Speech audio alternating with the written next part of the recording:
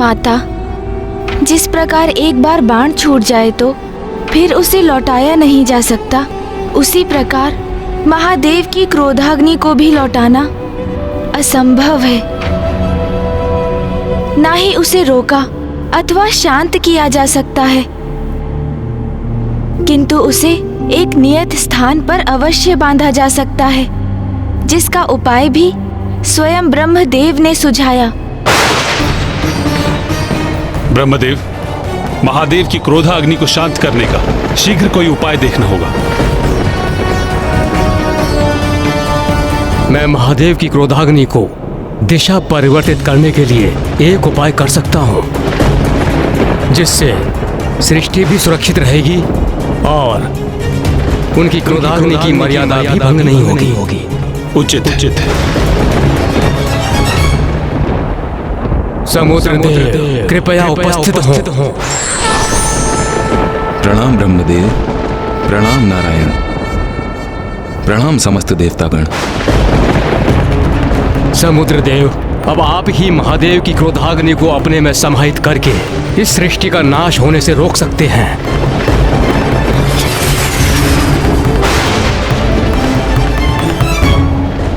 ब्रह्मदेव, आपका आदेश है तो मैं इस क्रोधाग्नि को अपने जल में अवश्य समाहित कर लूंगा, किंतु उसके प्रभाव को शांत करने की क्षमता मेरे जल में नहीं है।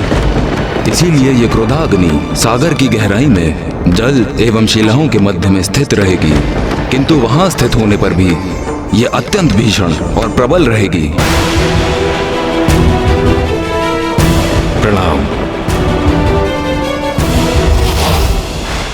और फिर ब्रह्मदेव के आदेश पर समुद्र देव ने महादेव के तीसरे नेत्र से प्रवाहित हुई उनकी क्रोधाग्नि का आवाहन किया।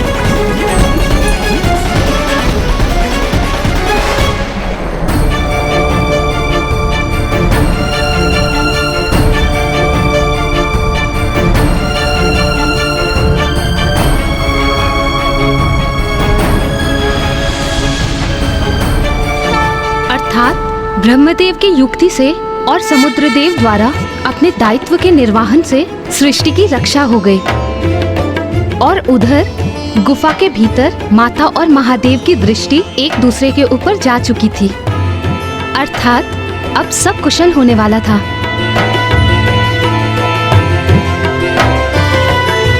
नहीं माता, कुछ भी कुशल नहीं होने जा रहा था, क्योंकि समुद्र देव ने महादेव की क्रोधाग्नि को एक वडवानल रूप में स्थित कर उसे अपने जल में समाहित अवश्य किया था, किंतु अग्नि उसकी प्रचंडता तो अभी भी शेष थी, और उसी की भांति महादेव का क्रोध भी कहाँ शांत हुआ था।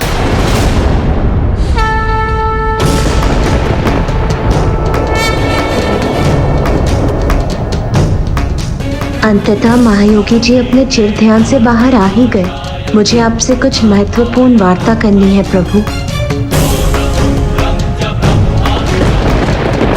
प्रभु, प्रभु, प्रभु, स्वामी,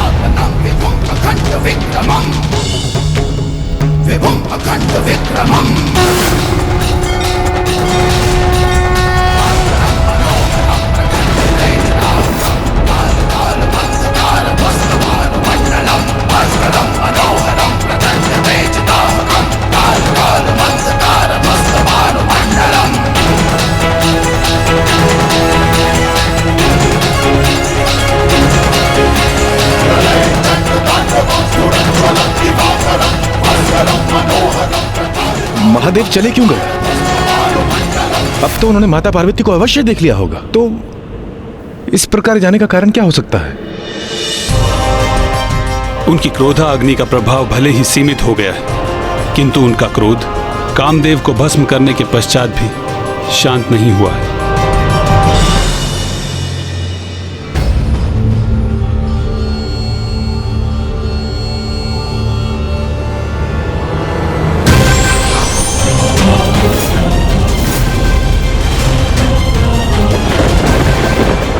प्रणाम ब्रह्मदेव। प्रणाम पिताश्री।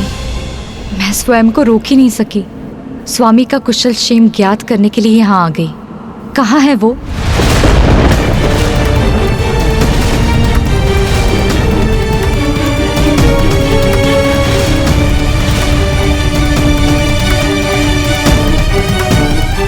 अब सभी इतने शांत क्यों हैं? कुछ कहते क्यों नहीं? स्वामी कहाँ है?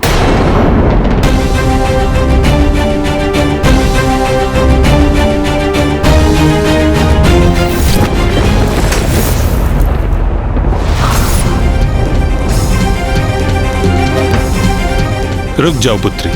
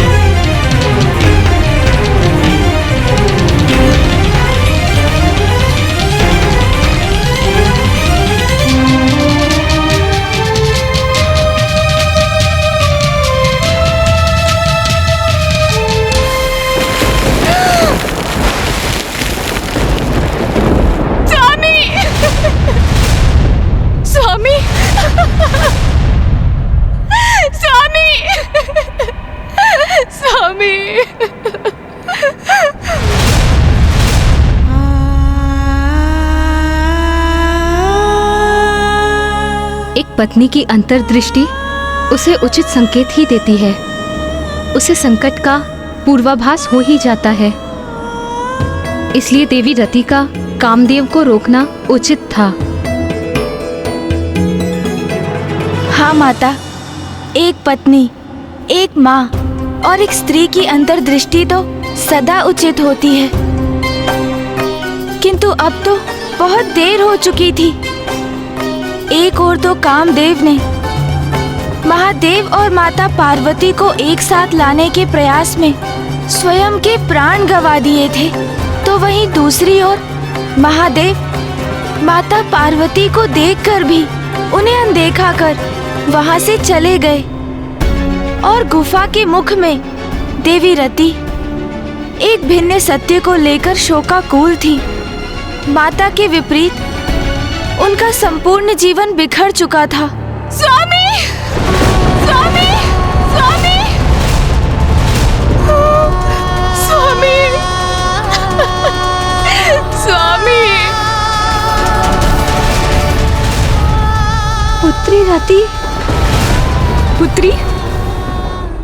स्वामी, मैंने कहा था आपसे कि मुझे अपशकुन का आभास हो रहा है, परंतु आपने मेरी एक नहीं सुनी। किंतु मुझे आपको यहाँ आने ही नहीं देना चाहिए था। अब मैं क्या करूं स्वामी, अब मैं क्या करूं? कैसे लौटाऊं मैं आपको स्वामी? यदि मैं समय चक्र लौटा सकती तो अवश्य लौटा देती। हम प्रसन्न थे, आनंदित थे, हर्षित थे, प्रेम की लय में बंधे थे। और आप मेरा श्रृंगार कर रहे थे।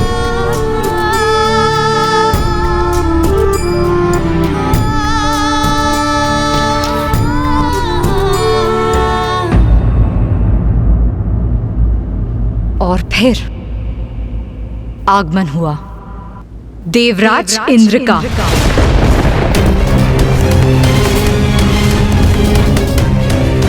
देवराज इंद्र वहां पहुंचे।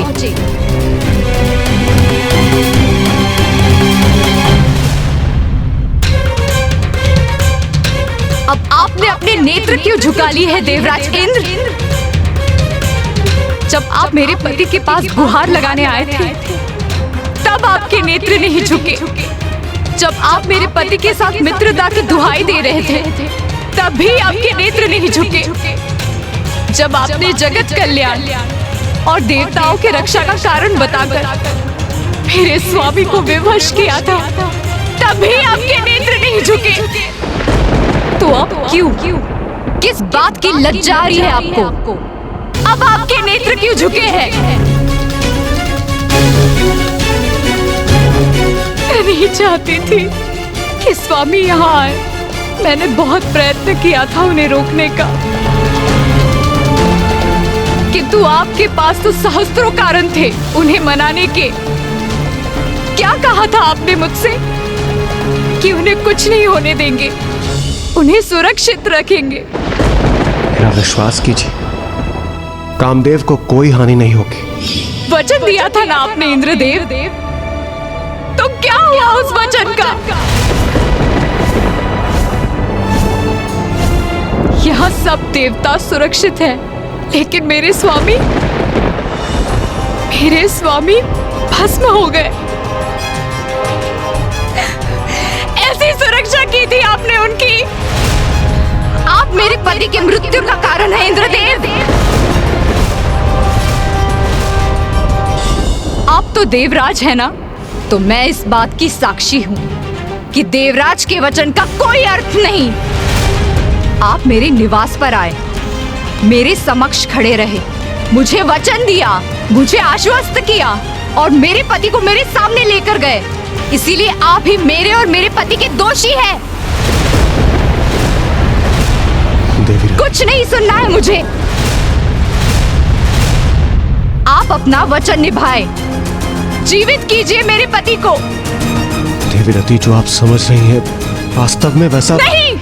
अब आपके मुख से मैं और कुछ सुनना नहीं चाहती।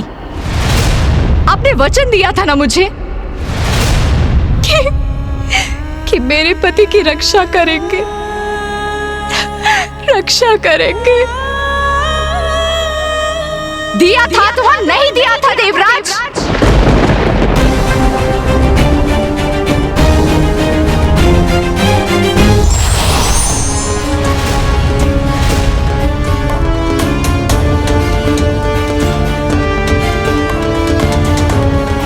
उत्तर दीजिए देवराज इंद्र, मेरी पुत्री आपसे प्रश्न पूछ रही है, उसका उत्तर दीजिए। हाँ, देखिए देखिए क्या हो गया मेरे पति को।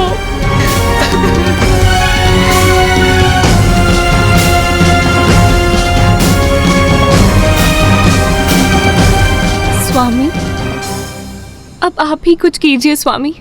नहीं प्रिय, मैं कामदेव को पुनः जीवित नहीं कर सकता। उनका अंत महादेव की क्रोधाग्नि से हुआ है और मैं महादेव की इच्छा के विरुद्ध नहीं जा सकता।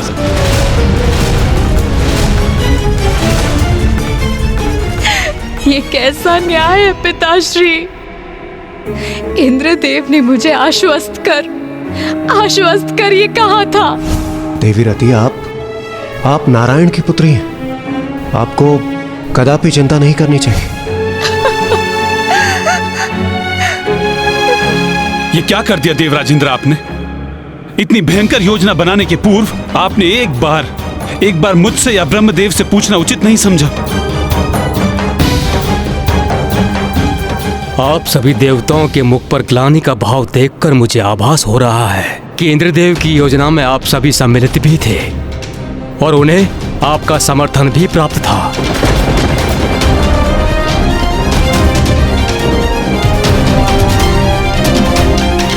वाह इंद्रदेव वाह! आज तो आपने सभी सीमाओं का उल्लंघन कर दिया। सूर्यदेव, अग्निदेव, वरुण देव, वायुदेव, आप सभी इंद्रदेव के साथ थे ना? आप सबकी सहमति प्राप्त थी उन्हें, फिर एकमात्र मेरे पति दंड के भागी क्यों बने? महादेव की क्रोधाग्नि से मेरे पति की रक्षा करने क्यों नहीं आए आप लोग? क्यों नहीं आए?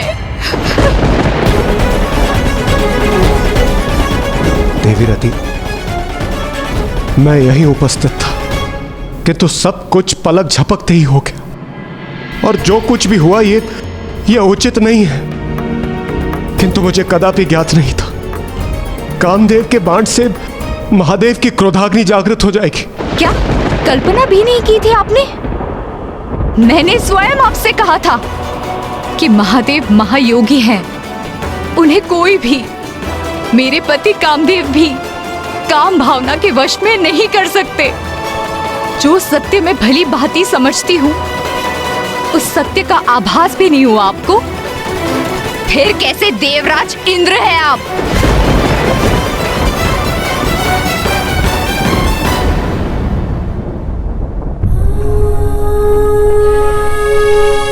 जिनके कण कण में प्रेम का वास था, संसार में प्रेम की रासलीला जागृत किया करते थे।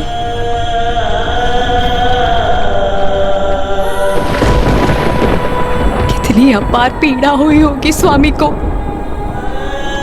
कितने तड़पे होंगे वो, जब आप देवताओं के कारण महादेव की क्रोधाग्नि ने भस्म किया होगा उन्हें।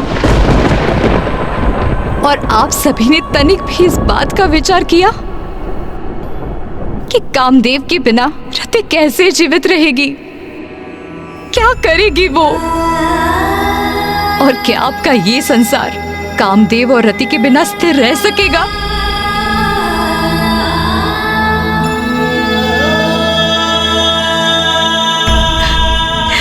क्या हमारे बिना संसार में नवीन प्राणियों का जन्म हो सकेगा?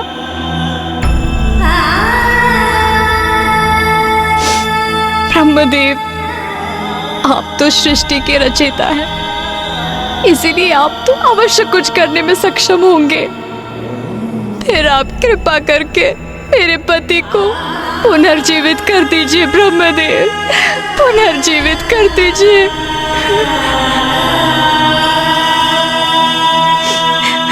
पिताश्री, आप तो पिता है ना मेरे, आपका जामाता मृत अवस्था में है, फिर आप क्यों नहीं जीवित कर रहे उन्हें? क्या आपको आपकी पुत्री का वैधव्य विचलित नहीं कर रहा? आप मुझे विधवा रूप में कैसे देख पा रहे हैं पिताश्री? कैसे देख पा रहे हैं?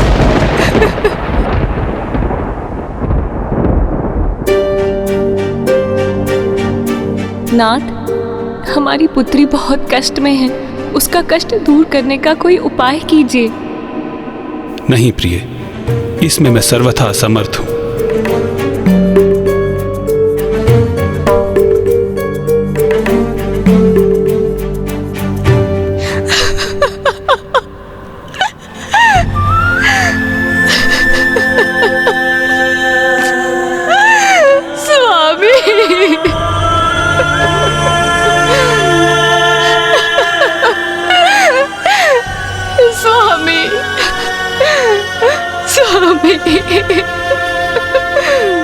ब्राह्मण देवता ब्रह्मदेव, नारायण, देवराज इंद्र एवं सभी अन्य देवगण वहां एक साथ उपस्थित थे फिर भी कुछ भी करने में असमर्थ थे। एक पत्नी होने के नाते मैं देवी रति की पीड़ा की कल्पना भी नहीं कर सकती।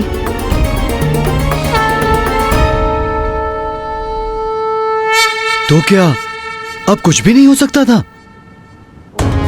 किंतु कामदेव से रहित संसार में तो असंतुलन स्थापित होता ना। जब सर्वत्र निराशा का अंधकार छाया हो, तभी तो भगवान में विश्वास की परीक्षा होती है। और वहां छाए उस अंधकार में भी आशा की एक किरण थी। ब्रह्मदेव और नारायण को ये भली भांति ज्ञात था कि यदि उस स्थिति को सुधारने हेतु कोई कुछ कर सकता था तो वो एकमात्र माता आदि शक्ति ही थी। अपने आवेश में महादेव गुफा से बाहर निकल गए, किंतु माता वो तो अपने पूर्व काल की स्मृतियों और महादेव के सानिध्य में बिताए गए पलों के विचार में डूबी उस गुफा में ही स्थित थीं। देवी पार्वती, अब समय आ गया है, स्वयं को पहचानिए, क्योंकि अब आगे जो कुछ भी करना है आपको ही करना है।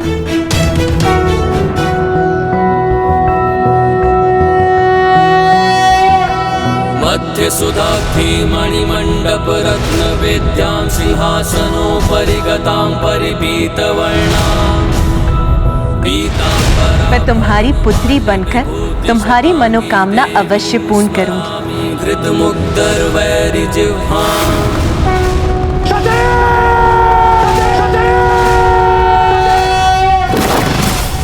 जिसे सदैव भूत प्रेत पिशाचों से घिरे रहना प्रिय हो, वो मंगलकारी कैसे हो सकता है? अरे वो तो अमंगलकारी है। मेरे पिता के यहाँ यज्ञ का आयोजन है, हमें वहाँ जाना चाहिए। नहीं सती, बिना निमंत्रण कहीं भी जाना अहित को आमंत्रण देना है।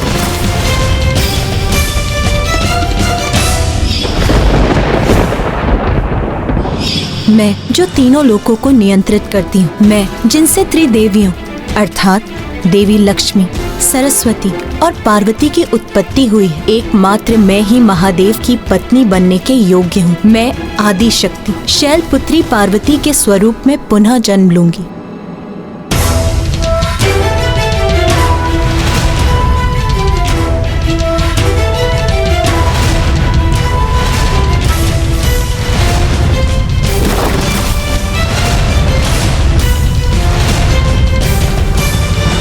महाराज, कोई भी त्याग कभी व्यर्थ नहीं जाता।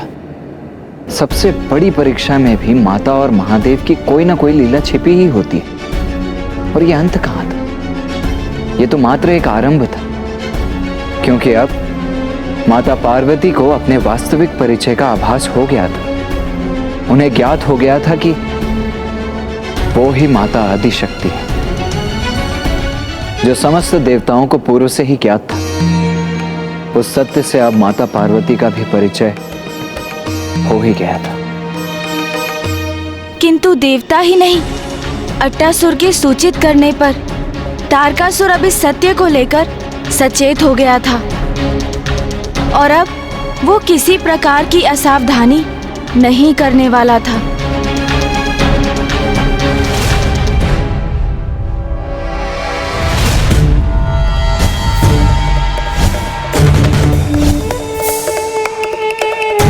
अट्टासुर जी, अभी आपके घाव पूरी तरह से भर चुके हैं। आप कुशल हैं और आपको पूर्ण रूप से स्वस्थ करने के लिए मैंने और औषधि भी दे दी है। एक सुझाव है आपके लिए, आप कुछ समय और विश्राम कर लीजिए।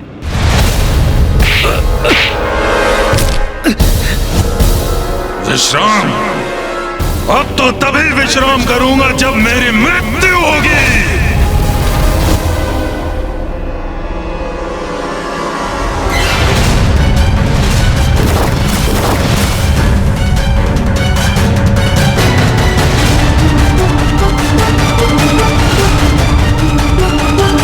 देवी आदिशक्ति, आज से 16 वर्ष पूर्व आपके कारण अंत हुआ था मेरा, किंतु अब एक नवीन जीवन की प्राप्ति हुई है मुझे। अब मैं पहले से भी अधिक बलशाली हो चुका हूँ। प्रतीक्षा करो देवी, प्रतीक्षा करो। महाराज की अनुमति प्राप्त करते ही मैं तुम्हारा विनाश कर दूंगा।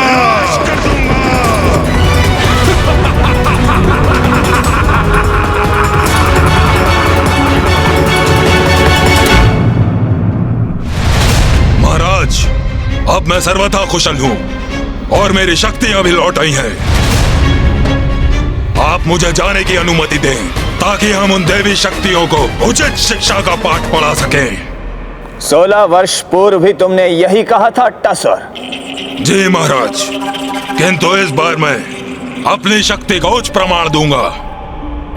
इस बार मैं आपको कदापि निराश नहीं करूंगा महाराज।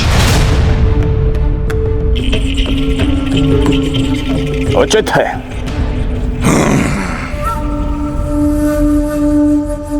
किंतु तुम अकेले नहीं जाओगे अट्टासुर।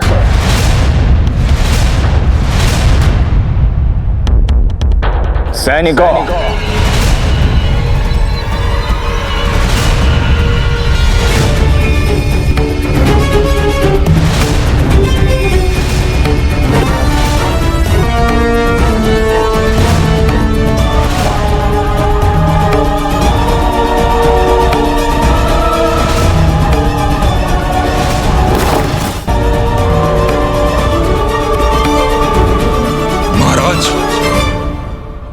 ये क्या है और कौन है इसके भीतर?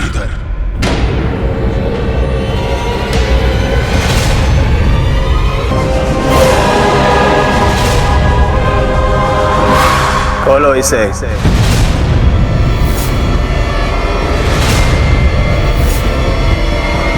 खोलो इस संदूक को।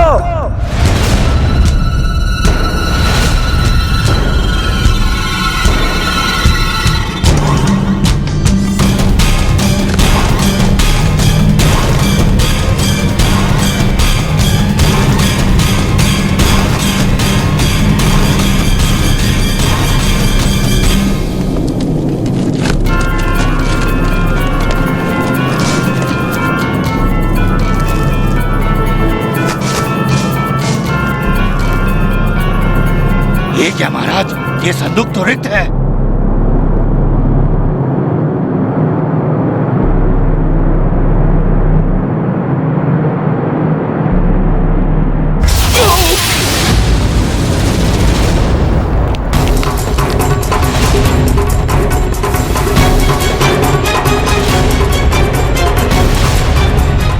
ये कौन सी शक्ति थी इसके भीतर जिसने उस सैनिक को ही भीतर खींच लिया और उसे अपना आहार बना लिया?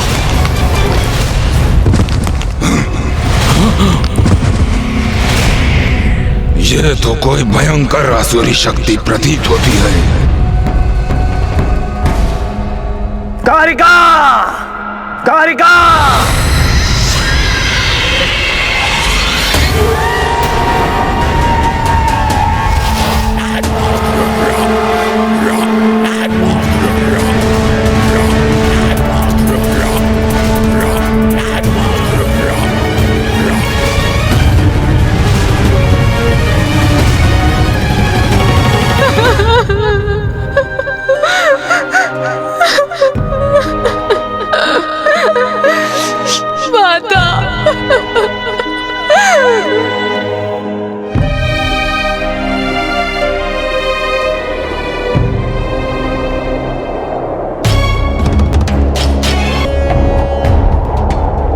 अकस्माती वायु प्रवाह कैसा?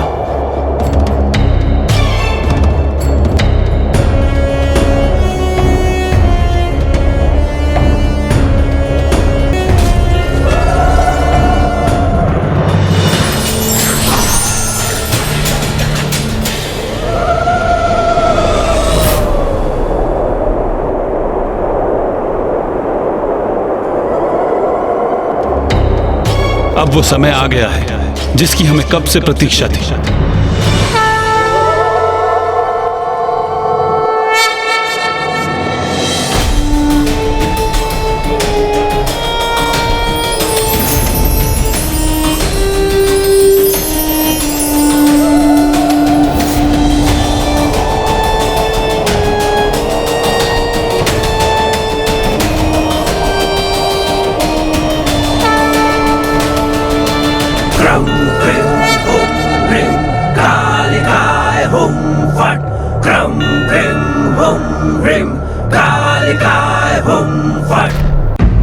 कारिका कारिका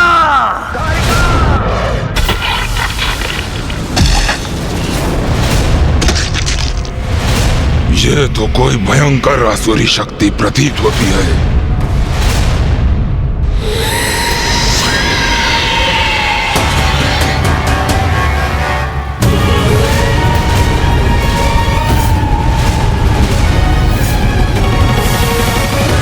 प्रणाम महाराज, आपने मुझे बुलाया?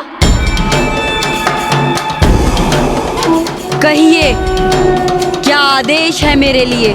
एक अत्यंत महत्वपूर्ण कार्य तुम्हें सौंप रहा हूं मैं कारिका। जाओ, अट्टासुर के साथ जाओ,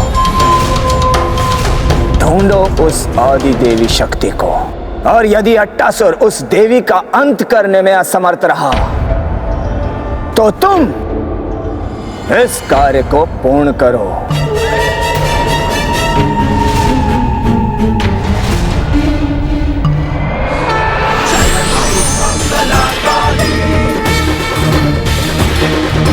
भद्रकाली कपालिनी, मुक्त बलशाली, खप्पर वाली कपाली, महाकाली।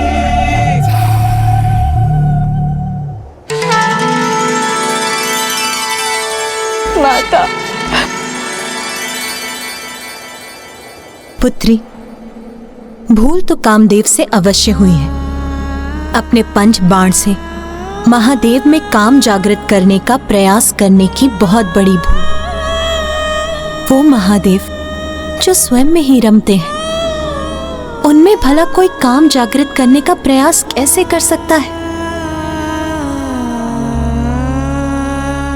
माते, स्वामी से भूल हुई, ये मैं स्वीकार करती हूँ, किंतु उन्होंने जो कुछ भी किया देवराज इंद्र की योजना के अनुसार किया, उनके आदेश पर ही किया। यदि माता का क्रोध जागृत हुआ तो अनर्थ हो जाएगा, क्योंकि उसके पश्चात न मैं देवराज इंद्र रहूंगा और न ही मेरा इंद्रलोक।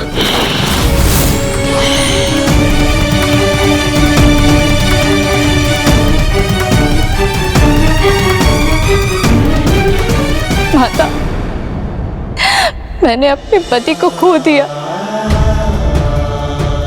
और सृष्टि ने कामदेव को। अब संसार का क्या होगा माता? कामदेव के बिना प्रजनन रुक जाएगा, सृष्टि में नवीन जीवन का संचार होना थम जाएगा, अनर्थ हो जाएगा माता, अनर्थ हो जाएगा।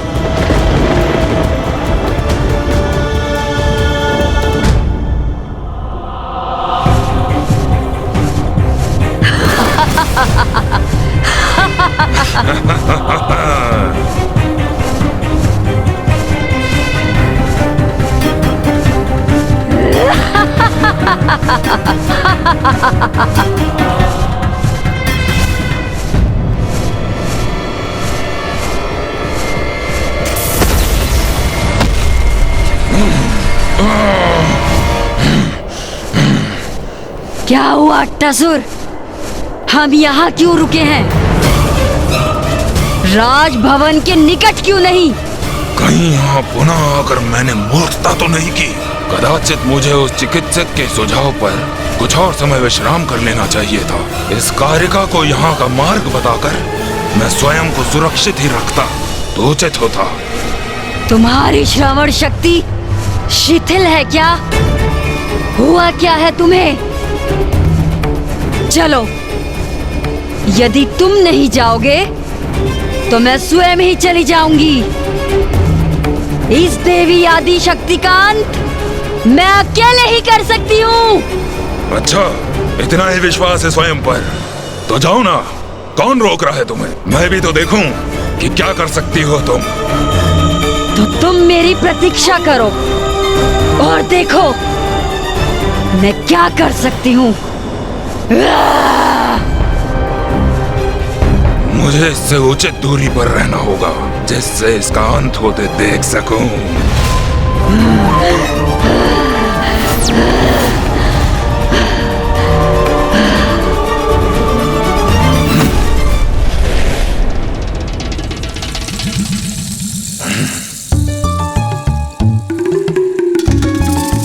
उचित है, मेरे लिए यही स्थान उचित है। यहाँ सुरक्षित रहूंगा मैं। यहीं से ही छुप छुप कर देखता हूँ।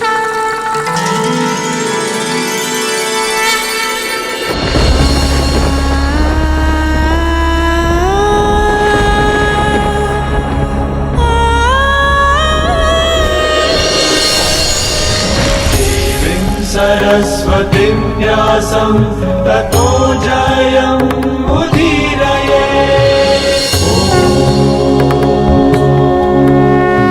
दुखी मत हो पुत्री, मैं महादेव के विरुद्ध तो नहीं जा सकती, इसीलिए मैं कामदेव को पूर्वत तो नहीं कर सकती, किंतु मैं तुम्हें ये वरदान देती हूँ कि कामदेव अदृश्य रूप में सृष्टि में सदा उपस्थित रहेंगे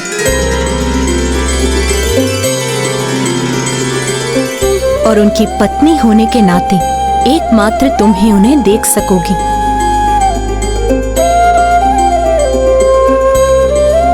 और द्वापर युग में नारायण के पूर्ण अवतार श्री कृष्ण के पुत्र प्रद्युमन के रूप में तुम्हें कामदेव का सदैव सानिध्य भी प्राप्त होगा। या देवी सर्वभूतेषु शक्तिरूपेण संस्थिता, नमस्तस्यै नमस्तस्यै नमस्तस्यै नमो नमः।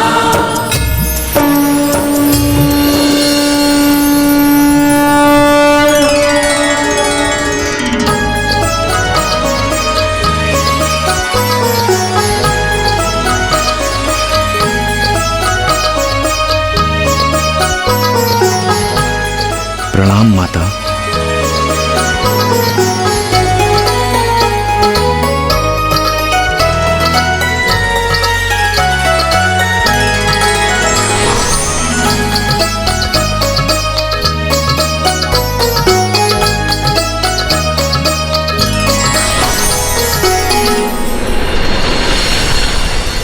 स्वामी, मैं आपको देख सकती हूँ स्वामी। माता ने आपको नया जीवन प्रदान कर दिया स्वामी। धन्यवाद माता।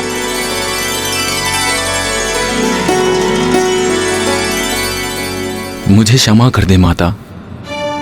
मैं तो सृष्टि के हित में महादेव की विरक्ति दूर कर उनके मन में स्नेह और प्रेम भावना उत्पन्न करना चाहता था।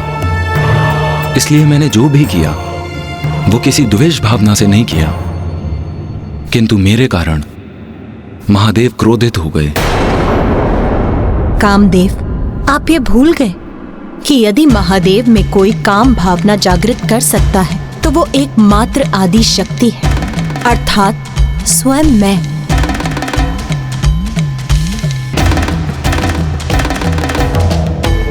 देवी रति,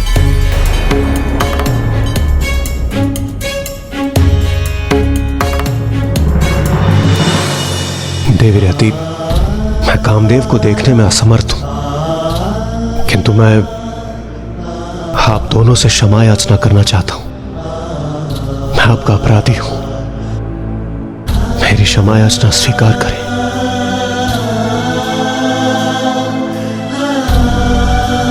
इंद्रदेव, माता आदिशक्ति के आशीर्वाद से मुझे स्वामी का साहित्य पुनः प्राप्त हो गया। संसार को कामदेव रति प्राप्त हो गए। माता की कृपा से मुझे मेरे स्वामी प्राप्त हो गए, वो पुनः अस्तित्व में आ गए। इसीलिए मैं अब किसी पर भी क्रोधित नहीं हूँ देवराजेंद्र। अब हमें आज्ञा दीजिए माता।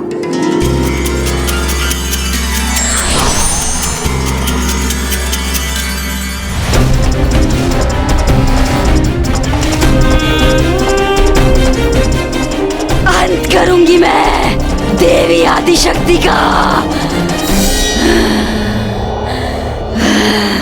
वो देवी तो वहां उपस्थित प्रतीत हो रही है। अच्छा ही हुआ अब मुझे इसका अंत करने के लिए राजभवन में जाने की कोई आवश्यकता नहीं। मेरे हाथों इसकी मृत्यु ही से यहाँ खींच लाई है।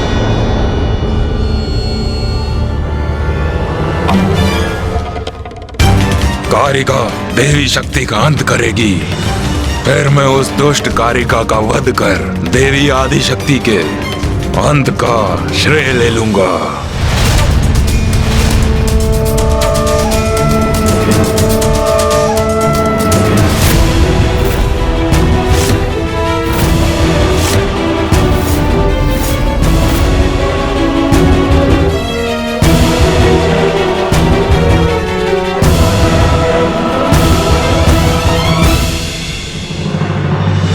ये तो कोई असुरी स्त्री है जो आकाश में हमारे ऊपर मंडराकर ये छाया प्रकट कर रही है।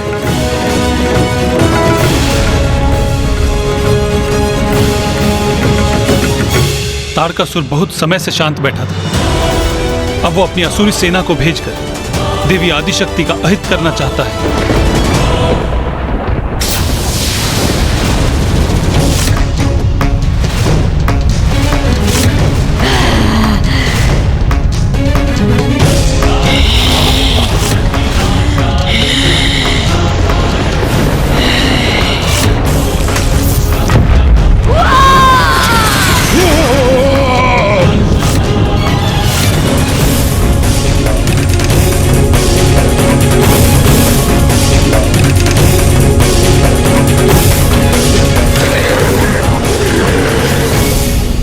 ब्रह्मदेव, नारायण, ये क्या घटित हुआ? देवराजेंद्र, माता आदिशक्ति को इस असुरी शक्ति का आभास हो गया था और उन्होंने अपने एक हुंकार से समस्त असुरों को छिन्न भिन्न कर दिया। एकमात्र आदि शक्ति ही ऐसा करने में सक्षम है।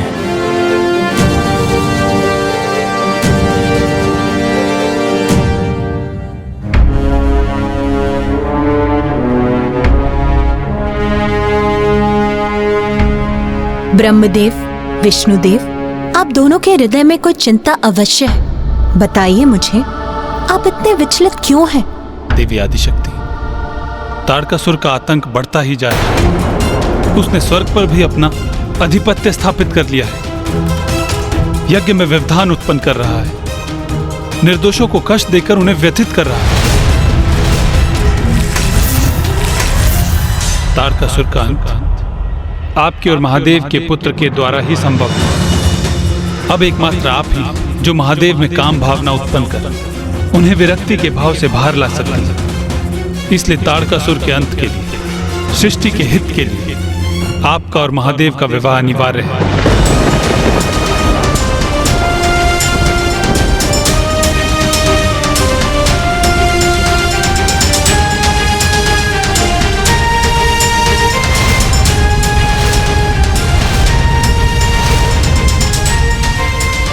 माता पार्वती भी विचलित क्यों प्रतीत हो रही है? देवी, मुझे क्षमा कीजिए देवी, मुझे बहुत विलंब हो रहा है। माताश्री और पिताश्री मेरी प्रतीक्षा कर रहे होंगे। मुझे राजभवन लौटना ही होगा।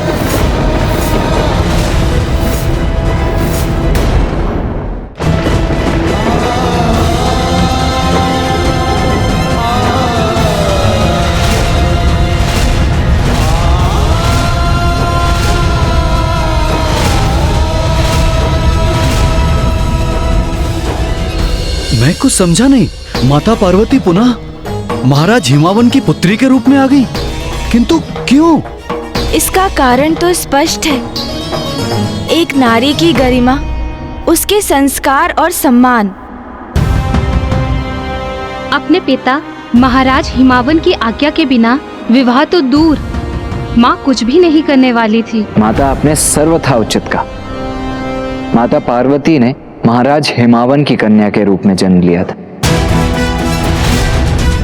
इसीलिए अब महादेव से उनका विवाह तो तभी संभव था जब स्वयं महादेव उनके पिता के पास उनके साथ अपने विवाह का प्रस्ताव लेकर पहुंचते। अर्थात जब तक महाराज हिमावन माता पार्वती का कन्यादान कर उन्हें महादेव को सौंप नहीं देते, वो महादेव को कैसे स्वीकार कर सकती थी। इसीलिए माता को स्वयं का वास्तविक परिचय ज्ञात होने के बाद भी महाराज हिमावन के राजभवन लौट गईं। इधर देवता पुनः चिंतित थे, क्योंकि इतनी बड़ी सफलता प्राप्त करने के उपरांत भी वो पुनः निरुपाय हो गए थे। और उधर तारकासुर को भी असफलता ही हाथ लगी। विश्वास है मुझे,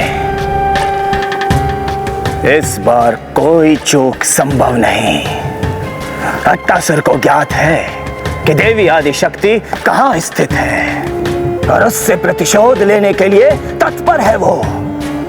और उसके साथ मैंने उस असुरी कारिका को भी भेजा है। अब किसी भी क्षण उनमें से कोई उस आदि देवी शक्ति के अंत की शुभ सूचना लेकर अवश्य ही आता होगा। अवश्य।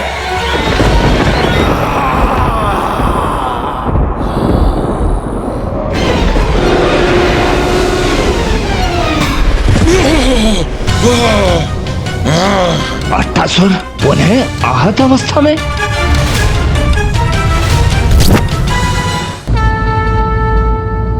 ब्रह्मदेव, नारायण, अब तक तो महादेव और माता पार्वती का एक दूसरे को ना देखना ही हमारे लिए सबसे बड़ी चिंता का विषय था। किंतु हमें आशा थी कि दर्शन प्राप्त कर वो एक दूसरे का सानिध्य प्राप्त कर लेंगे, किंतु यहां तो सब कुछ हमारी आशाओं के विपरीत हो रहा है। एक और महादेव माता पार्वती को देखते ही कहीं और प्रस्थान कर गए और माता भी पुनः अपने पिता के घर लौट गई। देवराज, मुझे ज्ञात है आप सभी महादेव और देवी पार्वती की विवाह की प्रतीक्षा बड़ी अधीरता से कर रहे हैं, किंतु आप ये क्यों भूल रहे हैं कि विवाह संबंध स्थापित होना इतना सरल नहीं। विवाह होना इतना सरल नहीं अर्थात? वायुदेव, विवाह संबंध विधि विधान और इस संबंध की मर्यादा हम स्त्रियां ही भली भांति समझ सकती हैं, क्योंकि महादेव और देवी पार्वती की दृष्टि एक दूसरे पर गई अवश्य, किंतु इसका अर्थ ये नहीं कि वो तभी गंधर्व विवाह संपन्न कर लेते। अर्थात माता?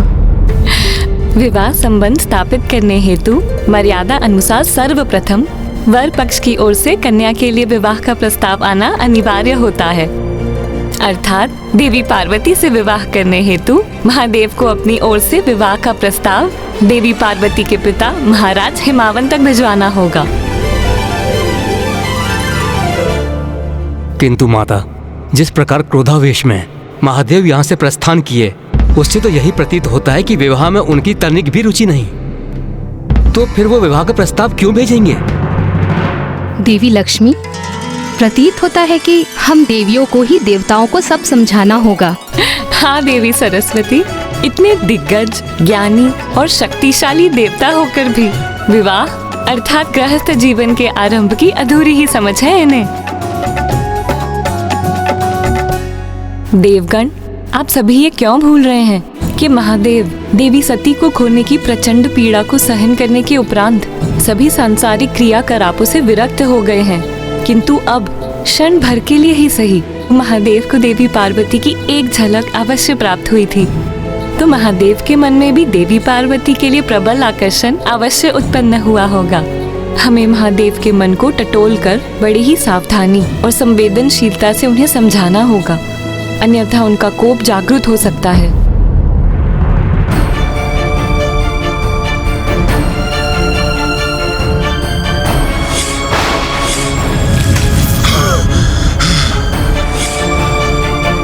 माता लक्ष्मी, माता सरस्वती, महादेव से विवाह के विषय में चर्चा करने और उसका प्रस्ताव रखने का साहस किसमें है? क्यों देवराज, इसकी चिंता आप क्यों करते हैं? इसके लिए नारायण है ना। मैं? परंतु मुझे ये सौभाग्य क्यों प्राप्त हो? इसलिए स्वामी, क्योंकि आप कन्या के भ्राता जो हैं।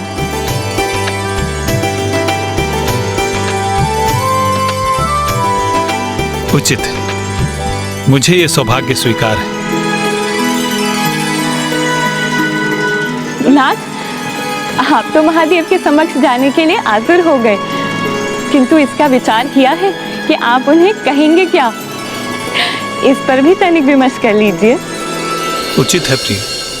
महादेव की ओर से महाराज हिमावन के पास देवी आदिशक्ति के विवाह का प्रस्ताव बाद में जाएगा। उसके पूर्व मैं देवी आदिशक्ति के विवाह का ऐसा प्रस्ताव महादेव के पास लेके जाऊंगा जिसे वह स्वीकार नहीं कर पाएंगे। तो क्या नारायण महादेव के पास ये विवाह प्रस्ताव लेकर पहुंचे? हाँ माँ, और नारायण तो नारायण, और अब तो वो अपनी बहन के विवाह का प्रस्ताव लेकर महादेव के निकट पहुंचे थे। तो महादेव ने श्री हरि नारायण का प्रस्ताव स्वीकार कर लिया?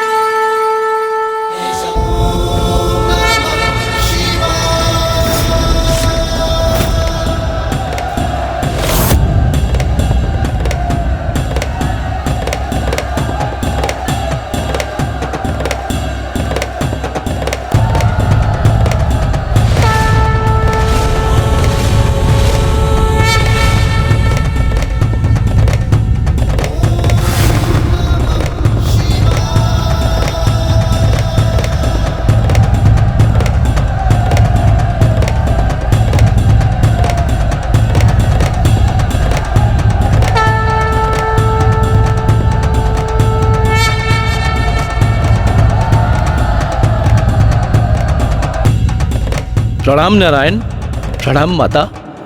आप दोनों यहाँ इस प्रकार? हाँ नंदी जी, हम महादेव से भेंट करने आए। उनसे एक विशेष कार्य है। एक विशेष संदेश देना है उन्हें। प्रभु, माता महादेव एक दीर्घ अवधि के उपरांत जब यहाँ लौटे तो अत्यंत आवेश में थे और यहाँ आते ही वो गहन ध्यान में लीन हो गए हैं। कोई बात नहीं नंदी जी, हम एक अति विशेष कार्य से आए हैं। आप चिंतित ना हो। मुझे पूर्ण विश्वास है कि महादेव हमें देख के अत्यंत प्रसन्न होंगे। चलिए देवी लक्ष्मी।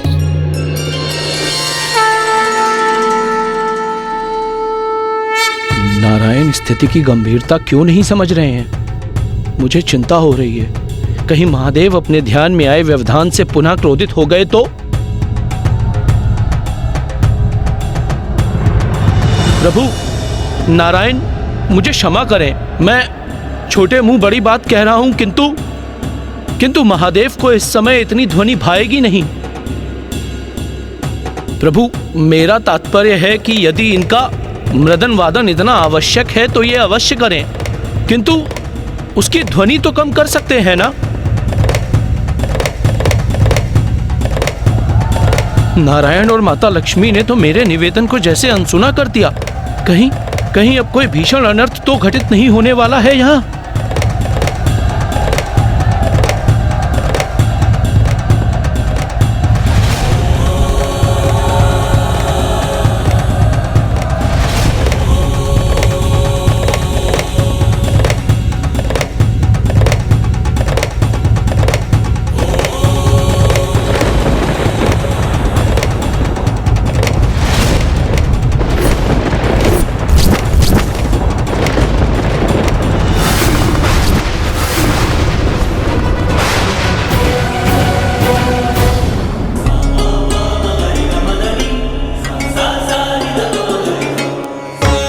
प्रणाम महादेव। महादेव, मैं और मेरी पत्नी आपसे एक महत्वपूर्ण चर्चा करने आए हैं। महत्वपूर्ण चर्चा? किंतु इतनी भी क्या महत्वपूर्ण चर्चा हो सकती है नारायण, जो आपको स्वयं देवी लक्ष्मी के साथ यहाँ कैलाश आना पड़ा? मेरी बहन जो संसार में शैलपुत्री, पार्वती और काली नाम से विख्यात है, हम उसके विवाह का प्रस्ताव लेके आपके पास आए। विवाह का प्रस्ताव लेके आपके पास आए। विवाह का प्रस्ताव लेके आपके पास आए।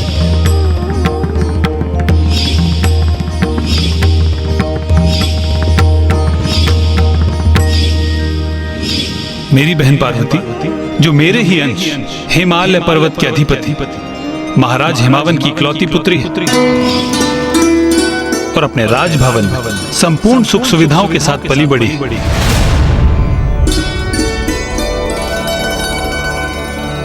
उनके राजभवन की तुलना में आपका भवन थोड़ा छोटा अवश्य है, किंतु मुझे पूर्ण विश्वास है कि विवाह के उपरांत महाराज हिमावन आपके लिए एक विशाल भवन अवश्य बनवा देंगे। क्यों देवी लक्ष्मी? ये आप क्या कह रहे हैं नारायण? मेरे प्रभु महादेव तो त्रिलोक के अधिपति हैं। संपूर्ण सृष्टि उन्हीं में समाहित है। सूर्य एवं चंद्र सभी के ऊर्जा के स्रोत तो वो ही हैं। कैलाश का ये सर्वोच्च शिखर उनका सिंहासन है। उन्हें भला किसी भवन की क्या आवश्यकता? किंतु मेरी बहन दुर्लभ और बहुमूल्य आभूषण ही धारण करने की अभ्यस्त है। इसलिए हम शगुन स्वरूप महादेव के लिए स्वर्ण, हीरे एवं अन्य आभूषण लेकर आए हैं।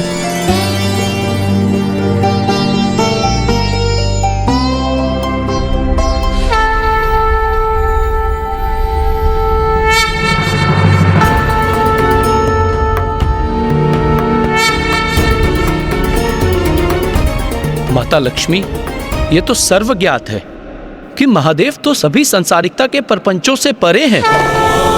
उन्हें इन बहुमूल्य वस्तुओं का कोई मोह नहीं। मेरे महादेव तो मात्र भस्म में रमते हैं। किंतु मेरी बहन सर्वगुण संपन्न है, अद्भुत सौंदर्य है उनका। और महादेव जगत पिता है, त्रिकालदर्शी,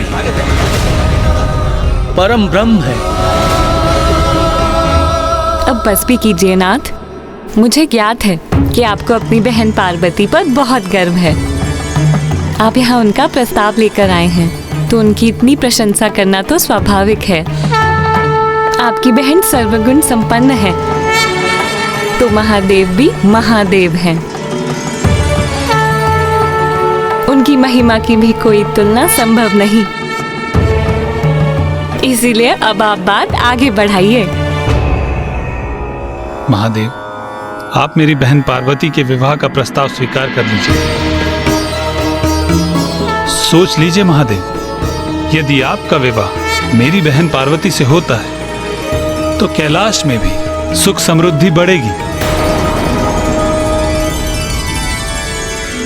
नारायण, आप कदाचित भूल रहे हैं, पार्वती आपकी इकलौती बहन और महाराज हिमावन की इकलौती पुत्री होगी, किंतु वो मेरी शक्ति, धन, समृद्धि, भवन, आभूषण इत्यादि से आप मेरी आदि शक्ति का संबंध जोड़ रहे हैं। किंतु कदाचित आप भूल रहे हैं कि सृष्टि में जो कुछ भी है और जो कुछ भी होगा वो तो स्वयं उन्हीं का साकार रूप है। दिव्यता की ये मूर्त रूप है, जगत जननी है, प्रकृति है, समस्त ऊर्जा की स्रोत है। वो है तो मैं हूं, क्योंकि शक्ति रहित शिव तो शव है, शव।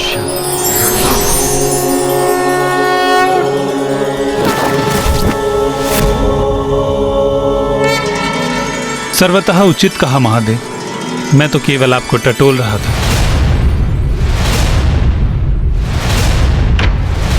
क्योंकि जब आपने बहन पार्वती को देखा तो बिना कोई प्रतिक्रिया दिए आप गुफा से प्रस्थान कर गए। तो हमें आभास हुआ कि शायद आप अभी भी विरक्ति की अवस्था में हैं। किंतु अब आपके इस कथन से हमें ज्ञात हो गया है कि देवी पार्वती आपके कण कण में बसती हैं, आप उनसे विलग नहीं। तो हम इसे आपकी स्वीकृति समझें। महादेव, देवी पार्वती से विवाह का प्रस्ताव स्वीकार कर लीजिए।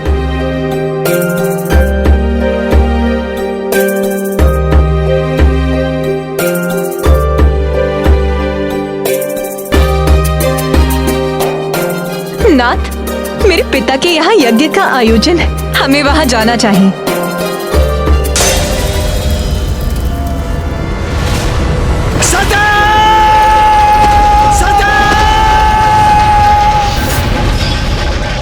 किंतु नारायण, यदि पुनः वही हुआ जो पूर्व में हुआ था, तो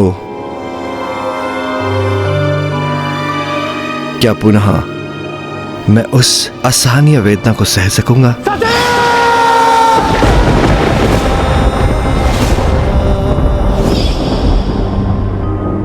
जो मैंने देवी सती के वियोग में सही थी। नहीं, ये मुझे स्वीकार नहीं।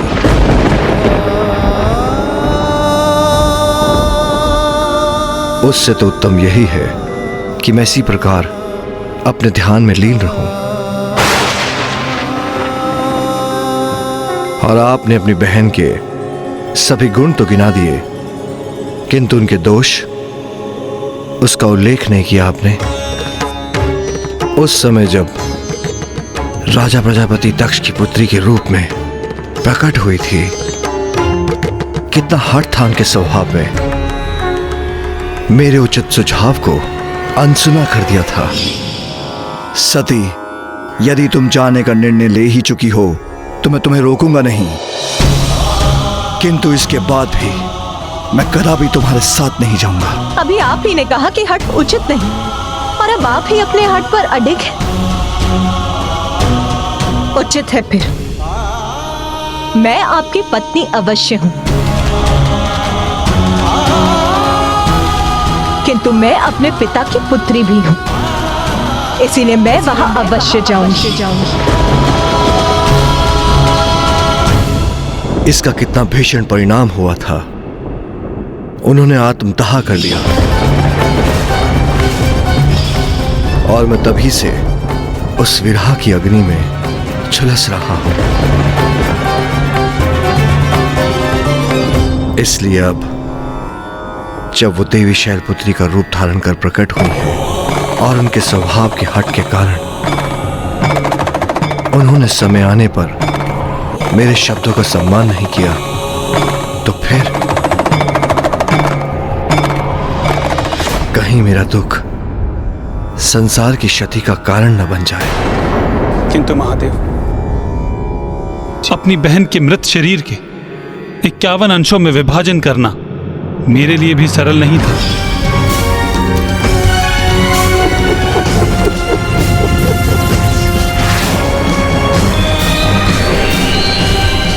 अत्यंत पीड़ादायक था, किंतु ये केवल आपके और देवी पार्वती के सुख या हित तक ही सीमित नहीं है। जगत पिता हैं आप। आपके कर्तव्य व्यक्तिगत स्वार्थ से कहीं अधिक महत्वपूर्ण है, और आपके विवाह से संसार का कल्याण भी जुड़ा है, क्योंकि ताड़कासुर का अंत एकमात्र आपकी संतान के द्वारा ही संभव है।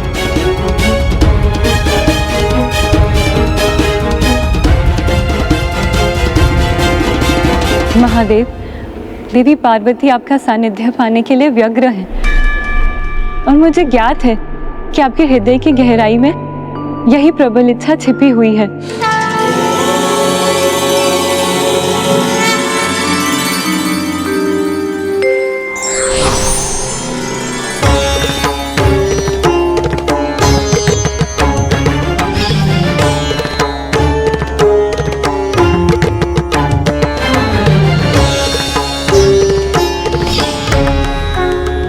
मेरी विनती स्वीकार कीजिए महादेव। देवी पार्वती से विवाह का प्रस्ताव स्वीकार कीजिए।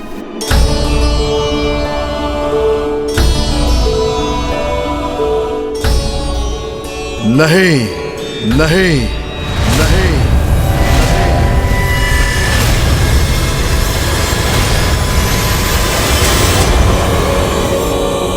किंतु क्यों महादेव? नारायण, मेरे विषय में सब कुछ ज्ञात होते हुए भी आप मुझे टटोल रहे थे। यहां आकर एक प्रकार से आप मेरी परीक्षा ले रहे थे, तो मैं भी देवी पार्वती से विवाह उनकी परीक्षा लेने के उपरांत ही करूंगा। हाँ नारायण, मुझसे विवाह करने हेतु देवी पार्वती को परीक्षा देनी होगी और उसमें सफल भी होना होगा।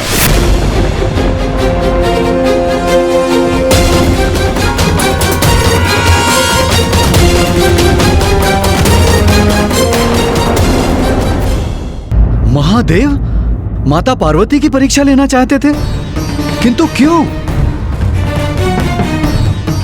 हाँ ब्राह्मण देवता, माता ने तो कितनी निष्ठा और भक्ति भाव से महादेव की सेवा की थी। तो फिर अब उनकी किसी भी परीक्षा की क्या आवश्यकता थी? माता, लौह भी तब कर ही स्वर्ण बनता है और इसमें तो कोई संदेह नहीं कि माता पार्वती पूर्ण रूप से महादेव के प्रति समर्पित थीं।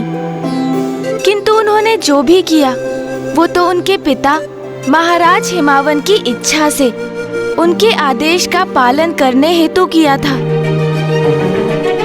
किंतु अब महादेव ये सुनिश्चित करना चाहते थे कि जहां माता सती के प्रेम में हठ सम्मिलित था, वहीं माता पार्वती उस हठ से सर्वथा मुक्त थी। उचित है ब्राह्मण देवता, किंतु आप हमें यह भी बताने का कष्ट करें कि फिर महादेव ने माता पार्वती की परीक्षा कैसे ली? अवश्य बताऊंगा महाराज, क्योंकि अत्यंत अद्भुत थी ये परीक्षा।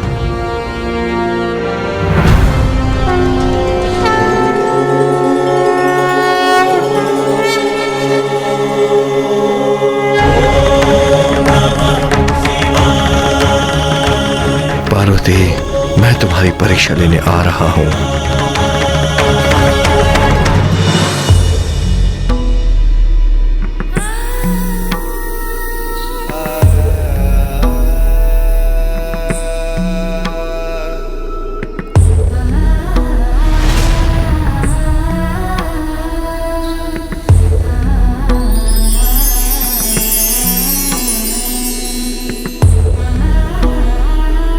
बड़ी विचित्र बात है, वो महायोगी बस वहां से प्रस्थान कर गए। उन्होंने तुमसे कुछ भी नहीं कहा?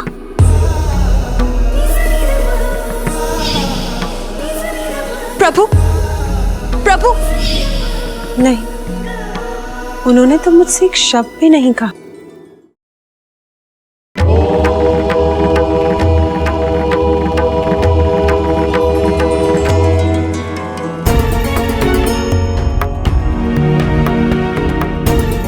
मुझे ऐसी पुत्री चाहिए जो महादेव की पत्नी बनने की अधिकारी हो। मैं तुम्हारी पुत्री बनकर तुम्हारी मनोकामना अवश्य पूर्ण करूंगी। तथास्तु। स्वामी, मैं आपकी चिंता समझ सकती हूँ, किंतु देवी मैना, अब हमारी पुत्री काली 16 वर्ष की हो गई है। मां आदि शक्ति ने पार्वती के जन्म से पूर्व वरदान दिया था कि हमारी पुत्री का जन्म महादेव से विवाह करने के लिए हुआ है। इसीलिए सेवा भाव को और भी प्रखर करने हेतु मैंने उसे महायोगी जी के पास सेवा करने के लिए भी भेजा था, किंतु महायोगी भी अचानक कहीं चले गए हैं। स्वामी, पुत्री की चिंता तो माँ को सदैव ही रहती है, किंतु पुत्री का मोह भी तो माँ को नहीं छोड़ता। इसलिए अब मैं पुत्री पार्वती के विवाह में इतनी शीघ्रता नहीं चाहती, विशेष रूप से तब जब उसका विवाह किसी ऐसे व्यक्ति के साथ होने वाला हो जिससे हम भली भांति परिचित भी नहीं। ये आप क्या कह रही हैं देवी मैना? महादेव से उसका विवाह नियति है उसकी, नियति है उसकी, किंतु ज्ञात नहीं है महादेव अचानक कहां चले गए हैं। उन्हें कहां ढूंढूं मैं? कब और कैसे उनका सानिध्य प्राप्त होगा हमारी पुत्री को? पार्वती, मैं तुम्हारी परीक्षा लेने आ रहा हूं।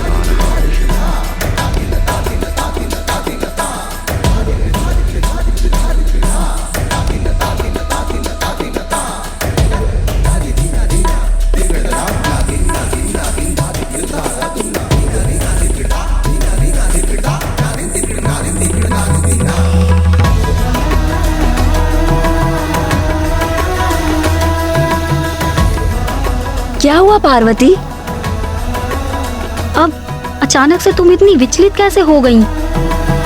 याद नहीं, मुझे ऐसा आभास हुआ जैसे किसी ने मुझे मेरे नाम से पुकारा।